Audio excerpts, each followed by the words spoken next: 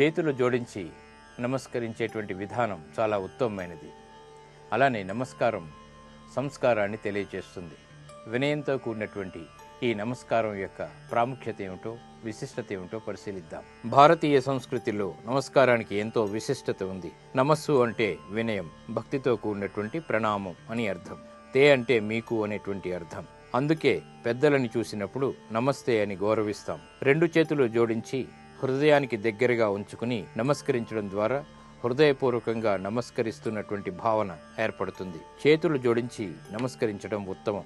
ఈ రకమైనటువంటి నమస్కార ముద్రలు అన్ని మతాల్లోనూ కూడా పాటిస్తారు. కరచాలనంతో ఒకరికొకరు శుభాకాంక్షలు చెప్పడం ద్వారా ఒకరి శక్తి మరొకరికి ప్రవేశించేటువంటి అవకాశం ఉంది. కాబట్టి చేతులు జోడించి నమస్కరించేటువంటి విధానమే ఉత్తమం. ఈ విధానంలో రెండు చేతులు జోడించి నమస్కరిస్తాం. భగవంతుని ముందు మోకరిల్లి నమస్కరించడం ద్వారా కూడా పాప పరిహారం ఏర్పడుతుంది. ఈ గొప్ప సంస్కారం మన హైందవ సంస్కృతికి గొప్ప చిహ్నం.